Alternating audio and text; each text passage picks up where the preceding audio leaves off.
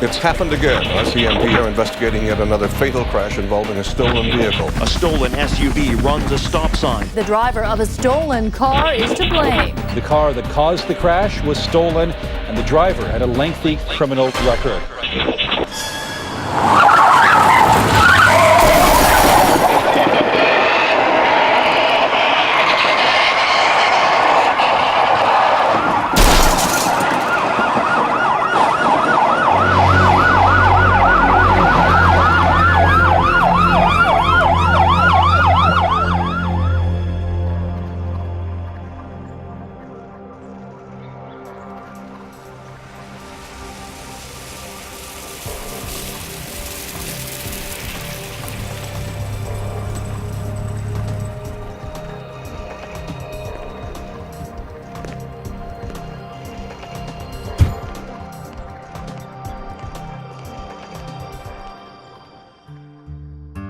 We became a couple in grade 7 and we dated right up until second year university when I was going to UBC.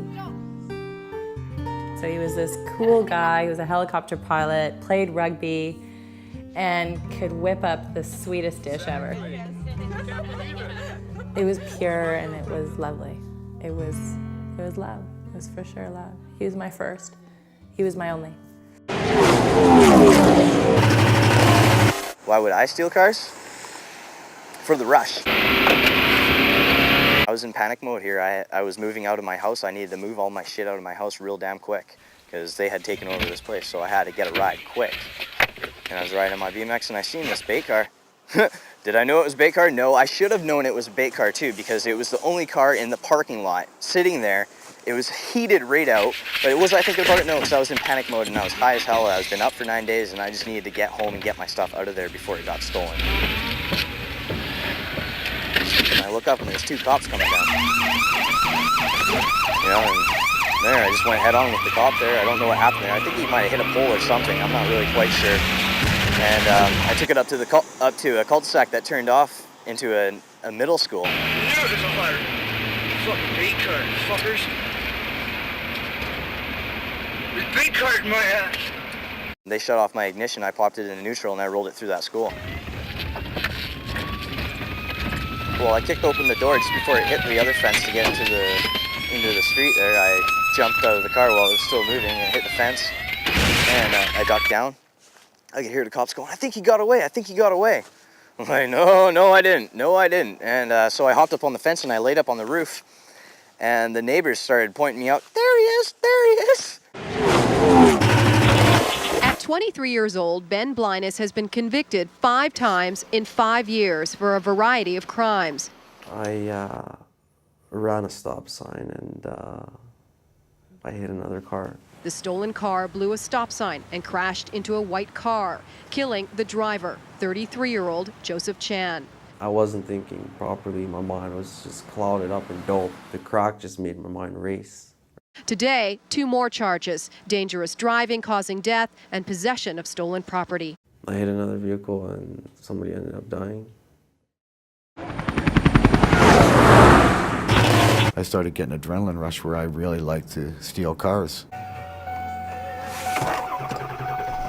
If I wanted to not walk a couple miles, well then I'd just take a vehicle. And it just got, the better I got, the easier it got. I was gonna take this truck. It had a quad in the back, and I could sell it.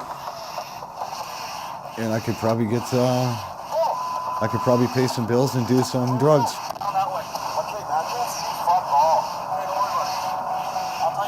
And basically I was scared shitless because I didn't want to get caught doing it.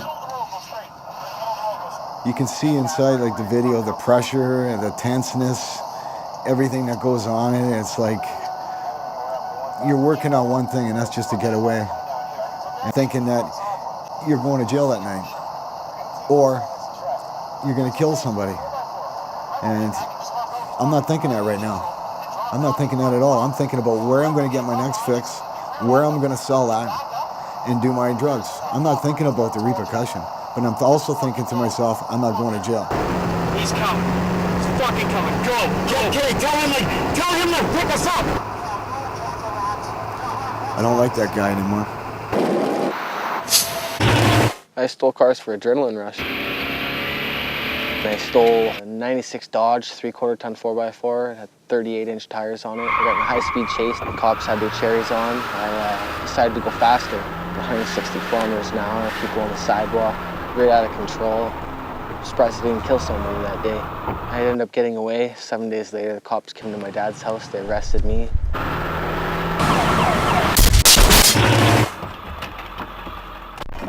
When I stole the bait car, I was pretty much already in psychosis. In the delusional state of mind I was in, I thought I was the best driver in the world. And I didn't think anyone was going to get hurt, right? You know, I was going to blow the window out. I was fearing that I was going to get shot by the police. And that's why I had the gun.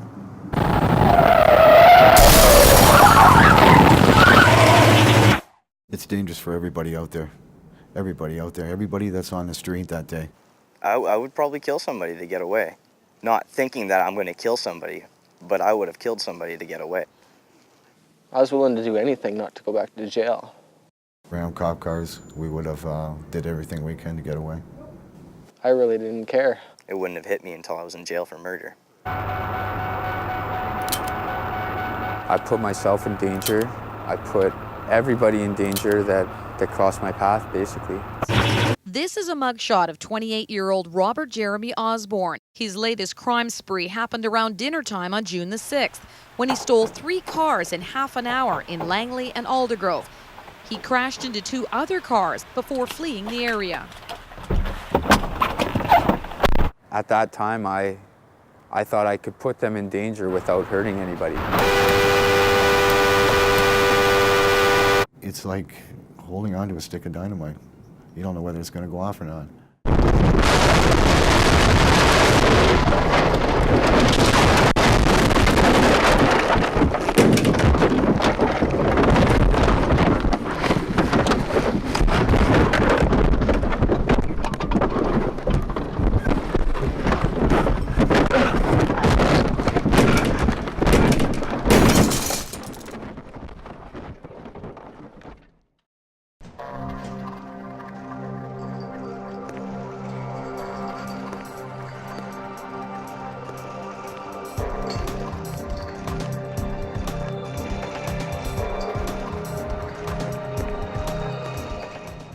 So he left in the morning and he stopped at the doorway and I was like half asleep and he said, "I love you," and I said, "I love you back."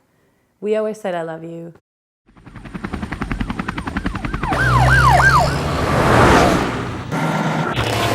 I could get into a Dodge Chrysler any year, right? I can get into it and have it gone within 25 seconds flat. I took a 2002 Jeep Grand Cherokee and I drove it into a tree at 80 kilometers an hour on purpose just to see what would happen. I could steal up to 25 to 30 a day. That's just during the day. I've probably stolen over 2,000 vehicles and I've been busted for about 50 of them. Could be close around 300. There'd been a pretty public manhunt for me. There was the top 10 car thief thing, and that was the 2nd year in a row. His destructive lifestyle of stealing cars and using crystal meth and crack cocaine remains constant, and police say he's a ticking time bomb. That is a fear of ours, that he is going to end up dead himself, or he's going to hurt somebody or kill somebody before we can get a hold of him. I would say it's a shitty world. Fucking shitty things happen to me, so why not do shitty things to other people? I was high and I was going to do anything I could to get away, and that was my attitude. And the driving dangerously and stuff like that, the only reason I haven't killed anybody is because I was lucky. You could lose your life in a second, just like that. We've seen this sort of carnage so many times before, but this one sets a new standard for senseless death and stupidity. It happened around 5:30 Sunday morning. The 14-year-old was behind the wheel of this stolen Honda Civic. He was in the curbside lane and came up on a parked car, swerved to avoid it, lost control on the wet pavement, and hit an oncoming bus. Somebody who drives that recklessly, that fast, their chances of survival are very small. All they'll find is this broken, bleeding mess in a seat. I'm Dr. Bruce Campana, and this is Vancouver General Hospital. This is a trauma area. If you're in a high-speed car crash, you're coming to one of these beds. We're going to cut your clothes off, we're going to tie down your arms and your legs, and then we're going to work on you. We arrived 3/4 prone. We'll put in breathing tubes, we'll start IVs, we'll do CPR, we will do anything that we need to do. They will go ahead with what is fairly major surgery in this area if it is a life-threatening event. It's gonna be uncomfortable. I'm sorry. This is called a laryngoscope. It's got a light on it. We use it to look into your throat, and we actually use it to guide the breathing tube so we can find your airway. You have to literally lift some people's head up when you do it. We break teeth sometimes. You try not to, but you've got to get that airway in. Badly bruised. I think he slid face first. In a major trauma, there's a good chance that you've got chest injuries. You may have collapsed lungs. Your chest may be filled with blood. If either of those happens, you can't breathe and you die. Now cut a hole between the ribs and take a tube roughly the size of a garden hose and put it in between the ribs. Push it all the way in and suck back on it. We do that to suck the blood out of the chest and to re-expand the lung. Sometimes we have to do it on both sides. Just stick a tube in your nose. Most people that come in with a trauma have lost their blood pressure or have low blood pressure because of bleeding. We need to put IVs in. If you come in as a trauma, you need a large bore intravenous. It goes into the large veins in your neck or into your groin, so we can get fluid and blood right into your heart. Because that's the width of the tube that we place into your penis, and it drains the urine out of your bladder. Sticking a tube in your penis so you can pee, okay? It's almost over, it's almost over. We'll do anything to keep a young person alive. Cut between the ribs. We need to get at your heart. We'll put the rib spreader in between your ribs and start cranking on it so we can get at your heart and do internal cardiac massage. The trouble with all this is, by the time we get to this point, if your heart isn't beating, you will probably be pronounced dead in the emergency department. I'm going to look at that clock and tell the team what time you died.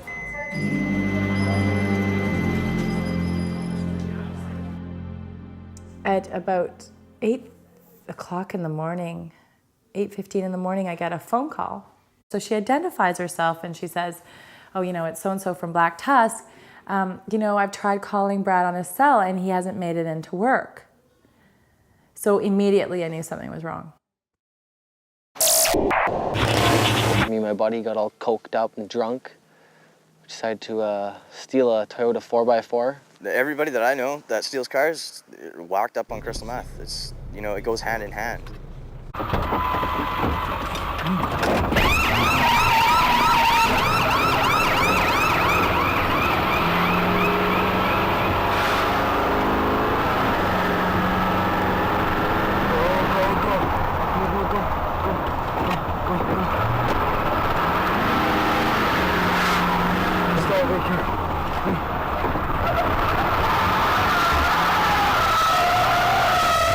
When the police chased me, and I was using drugs like that, that's when I became very dangerous. And you know, like only pure luck prevented somebody from dying in my chases.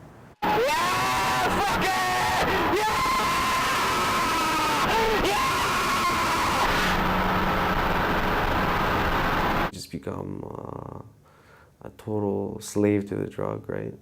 You know, become a piece of crap. Crystal meth just makes you, it leaves you focused on death, right? Like, as you can see in the Baycar video, you know, I was ready to die pretty much.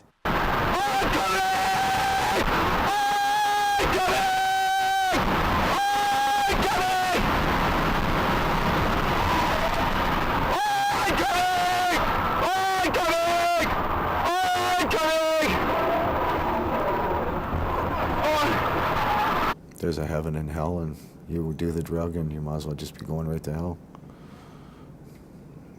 People drink and they do incredibly stupid things, and that is the #1 drug. But there's no question, marijuana will impair you just as much as alcohol. The ones that are most dramatic are the guys that are on crystal meth or crack or cocaine, that get this supercharged idea that they are really good drivers and can go really fast, and so they hit really hard. Jimmy was speeding in a stolen Mustang early Thursday morning when he lost control. The car hit a utility pole with a force so powerful it ripped the car into 3 pieces. The speedometer on the Mustang was frozen at 180 kilometers an hour, more than 3 times the speed limit. Somebody who hits a phone pole at 40 kilometers an hour, we can put the pieces together. At 140 kilometers an hour, I can't even tell what the pieces are. Auto theft was very addicting for me. It's more addictive. It's been more addictive than a lot of things. It was more the adrenaline, the drugs, and then adrenaline. And adrenaline was a hell of a rush. Let's put it this way, I'd come home with a new stolen car and unload all the merchandise that I had, and my girlfriend would be screaming, kicking, freaking out. Why I can't sit down and just stay home for like maybe a half an hour to hang out with her. I had to go out that instant and go out and steal another car. No, I always had a reason to go out and steal another car. I was never satisfied. You know, definitely there's got to be something done. I'm a police officer. I work in a dedicated auto theft unit.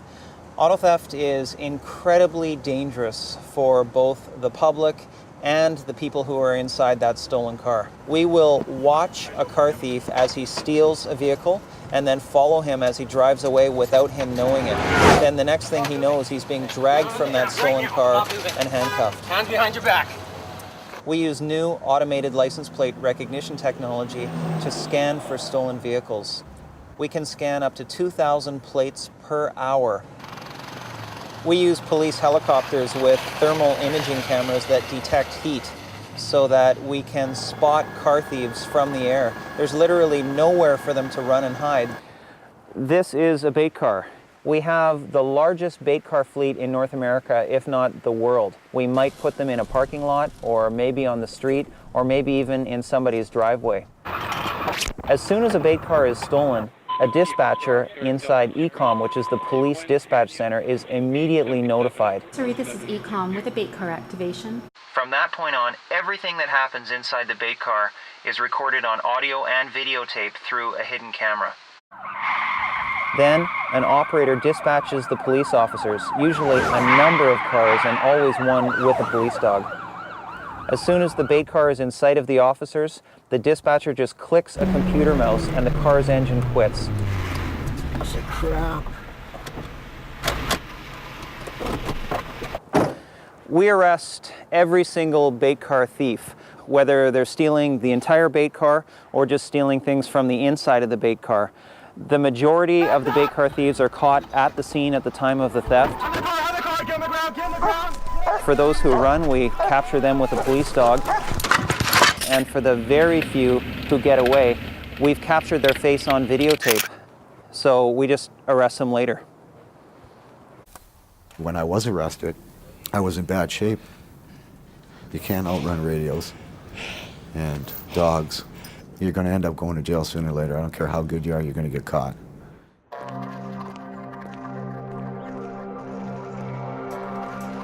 I remember looking up and saying, God, we have to find him. I just need to know where he is.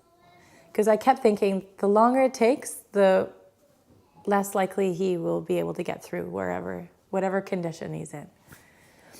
And I saw his face. So there I am looking at the white ceiling in the bathroom, and I see his face, and I said, no, God, I don't want him with you, I want him with me. And I knew that I must have seen his face, otherwise I wouldn't have said that.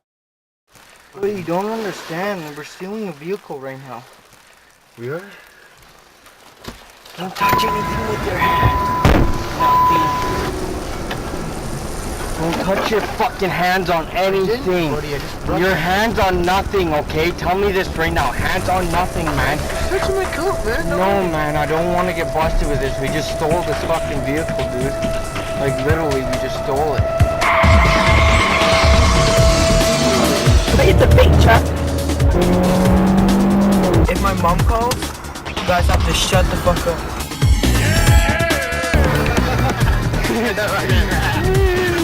Now, if this is a fucking fake car, we're fucked. Fake cars are all clean inside, right? Where would the camera be? 5 Echo 14, South, take out the big car. Okay, what's your speed direction travel? Please don't be a cop. Pray it's not a cop. Fuck, man. Cop.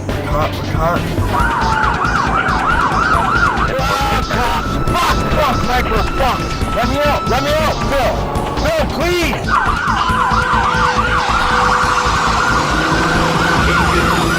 Fuck, it's a cop. Southbound 140 is easily driving like a major idiot. Go. I can't, man. Stop.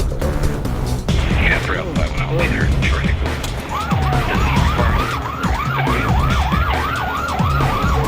Oh, he's coming, man. He's coming. We're so busted. Hey, on the ground. Down on the ground. Kilo 2, can you tell how many occupants in the building?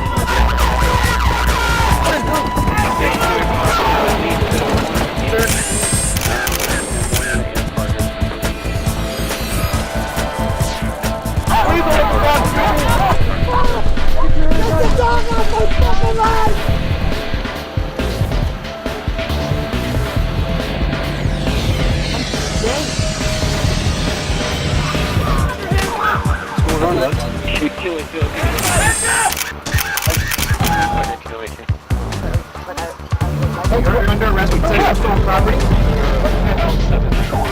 He's gonna hit us. Fuck.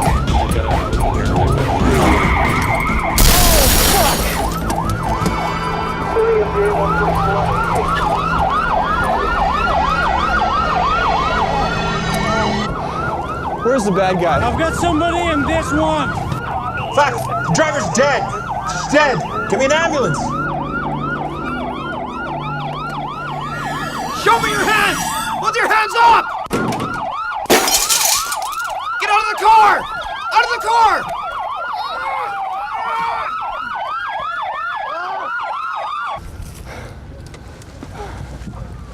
Fuck!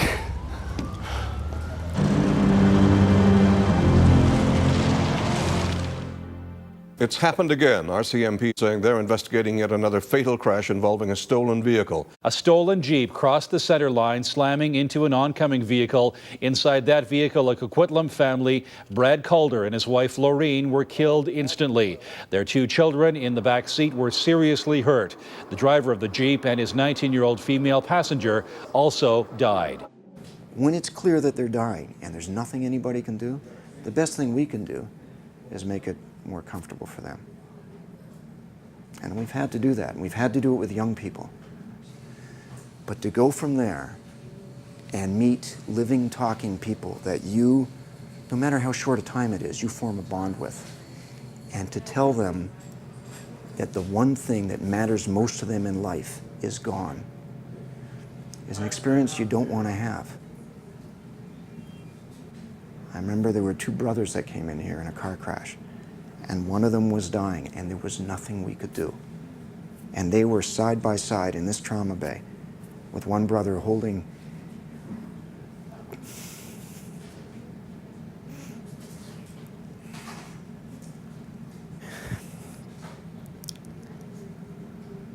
his brother's hand while he died.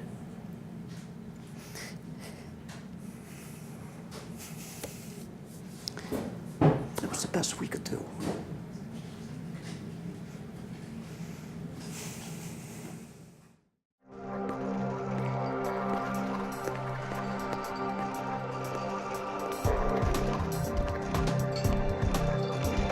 At that point, the doorbell rang.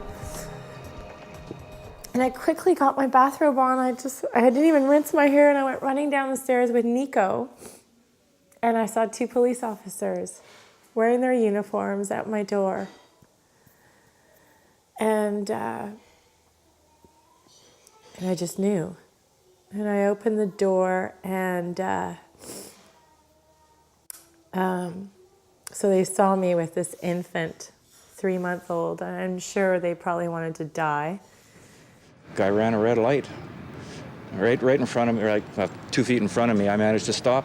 I guess the guy that was beside me didn't know why I was stopping, and he got out in the intersection before me. And the first thing that came out of my mouth was, "Is he dead?" And they looked at me, and that's when Sophia came, and I went to get her, and they gave me his driver's license. I'm shook up. I'm just as soon not drive anywhere. And I don't know why. I'm a professional. I should be able to handle it just as well as the officers out there. I've seen enough of them, but this one, I don't know why. And they said, "I'm really sorry. There's been an accident." And then just everything just started unraveling. 22-year-old John Reedhead was high on drugs the morning he drove a stolen van through a red light at Main and East 25th. 30-year-old Bradley Gree of Vancouver died at the scene. The 22-year-old suspect driving the stolen van was taken to hospital with non-life-threatening injuries. The car, you couldn't even recognize it. It was completely totaled. And the reason the police officers wouldn't give me any information was because, unbeknownst to me, a few blocks away from my house, Brad was still stuck in the car. They couldn't get him out. We're going to need ambulance. 643 and firing up to people from 0. He hit him so hard that his neck just kind of... So he died instantly. Like he couldn't even use his organs because there was just no oxygen at all. 8 you require traffic control as well.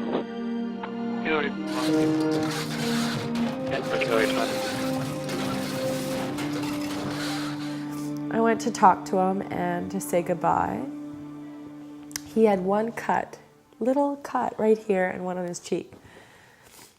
So physically he looked handsome and beautiful and just intact.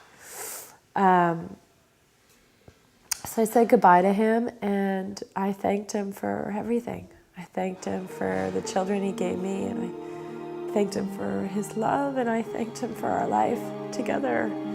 And I thanked him and I thanked him and I thanked him. And then I kissed him on the cheek, and I will never forget that. It was so cold because it had been 2 days. There was like dry ice. I jumped back, felt like it was burning me.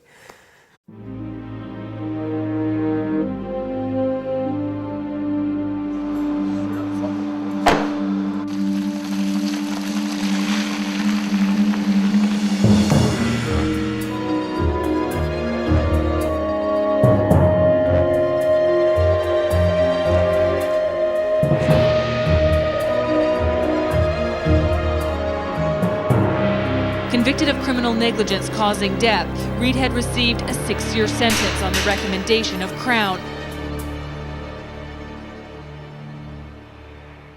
I think it'd be quite reasonable that he would know that he would be harming someone, but this guy doesn't really care.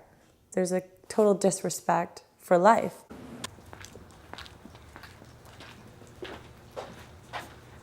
This is hell. This is definitely hell. It's no longer your life. You can't go to the corner store. You have to eat their food, and the food isn't the best here. You're always on guard. You're always watching yourself. You're watching your back 100% of the time. You don't trust nobody here.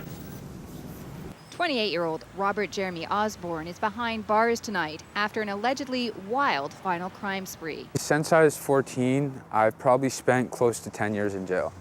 So the last 2 birthdays I've had are in jail, right? And my last 2 summers I've been in jail, which really sucks. How can I have came this far? I come from a good background. I've came from a loving family. And look at me. Look what I've done to myself. Reedhead was charged with criminal negligence causing death. The criminal code says you can get life for crim neg causing death. Because I don't want to go back to jail. I don't want to lose my loved ones. 1 night of fun is not worth 6 months in jail or dying. You know, you have a choice. Either at that moment, you get in the car or you don't get in the car. And it's going to affect your life for the rest of your life if you get into the car. I'm not the same Aaron that I was before this all happened. You know, I can't go back to that ever again. You know, I'm always going to be different. Now my mind is warped. Like, I'm fucked. Are you ready to throw your life away? Because if you are, go ahead and do it. But you're going to end up in hell.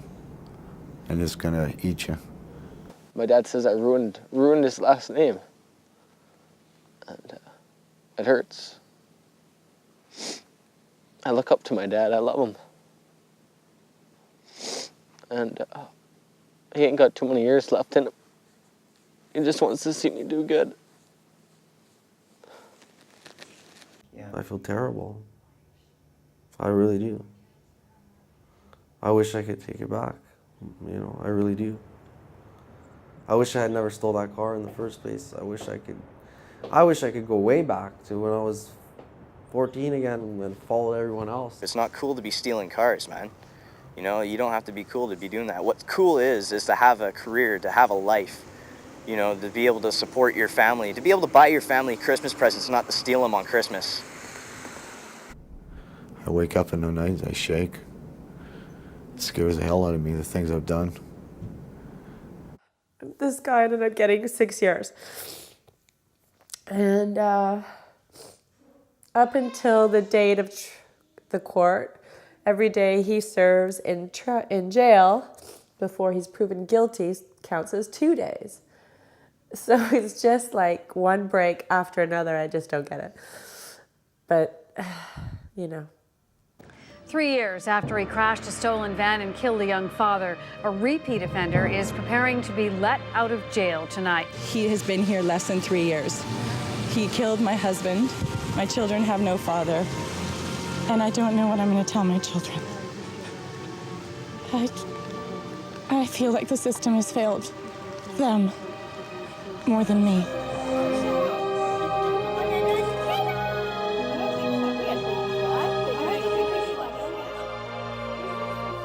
My kids don't have a father for the rest of their life. And we don't get parole. Wouldn't it be nice if Brad got parole or got a day to come down from heaven and actually spend it with his kids and say, I like the guy you've become, Nick, you know?